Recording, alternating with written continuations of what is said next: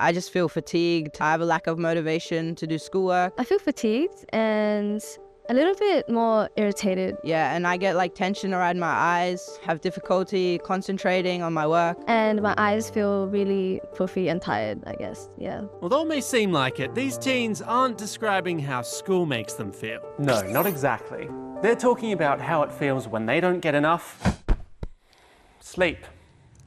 Sleep is definitely really important for all ages, and there are links to physical health, mental health, and grades as well, how we perform in school, for example. For something that we spend roughly a third of our lives doing, we don't usually put a lot of thought into our sleep. Most of us don't think about it until something goes wrong, until we have a lot of problems with it. That's when it kind of becomes more of a focus. Yeah, I think that sleep is incredibly important for our physical health and our mental health and our growth. And so I think most teens don't get enough sleep. In Australia, for example, 50% of teenagers between 16 and 17 are not getting enough sleep. At night, I get around 7.5 hours of sleep. I think I get around 7 hours of sleep every night, especially on school nights. But on the weekends, I get around 8 or 9 hours of sleep. It really varies because I have a lot of assignments sometimes. When I have assignments or schoolwork to complete, my sleep duration often decreases to around 5 to 6 hours. So why do so many teenagers struggle to get good sleep? And is there anything you can do about it? Well, researchers have some ideas, like... Mom, why can I hear talking? Time to go to sleep, please. Like having a bedtime. Flinders University recently studied the bedtimes of thousands of Australian teenagers. They were a bit younger teenagers, so from age 12 to 14. This was a longitudinal study, which means it followed the same group over an extended period of time. So the researchers gathered data on teenagers' sleep and whether they had bedtimes set by their parents. And then a year later, they gathered the same data on the same group of teens. And they found a clear connection between having a bedtime and getting better sleep. These teenagers were sleeping 20 minutes more than the others not having any rules. So it seems to be very helpful for them. 20 minutes more sleep might not sound like much, but according to researchers, it can make a meaningful difference. We know that skipping sleep can affect our moods during the day, make us vulnerable to diseases, and put us at greater risk of injuries. Sleep deprivation can impact your driving and other decisions, so you're more likely to get into car accidents. All sorts of things can ruin your sleep, like stress and caffeine. But one of the biggest enemies of a good night's rest is this little thing. Like, usually I go on my phone like before bed, and I know that you're meant to like have devices off 1 hour before, but I just go on my phone because I'm a teenager and everyone always on their phone as well. Technology is definitely a double-edged sword there because they both use it for entertainment and sometimes get stuck in it, and so they don't get enough sleep.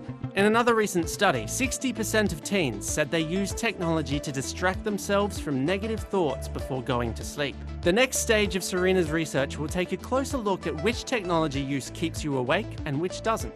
So this is where the sleep happens? Yes, so we will invite teenage girls with a friend, and they will be able to chat with each other on one evening, and on the other evening they will only have access to Netflix.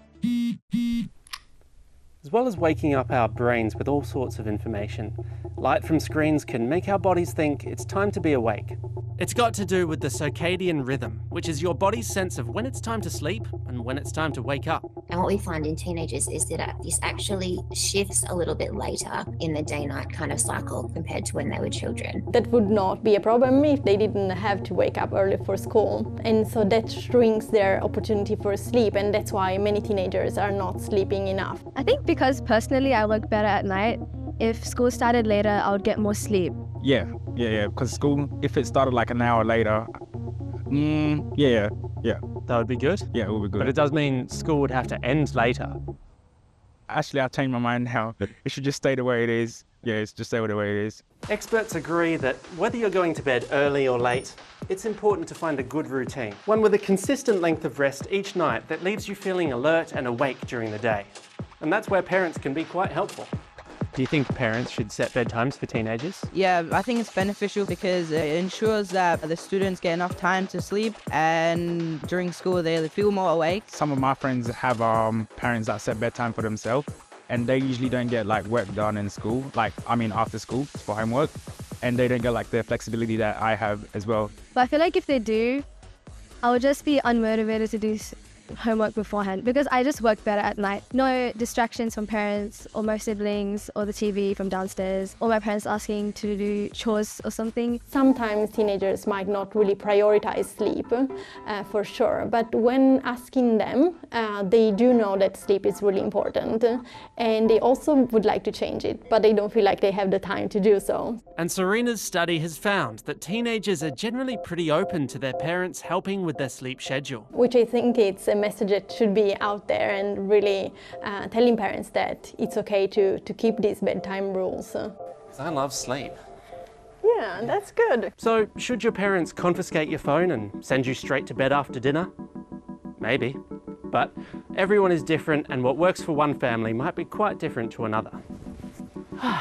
What we know for sure is the time we spend unconscious has a huge effect on our lives.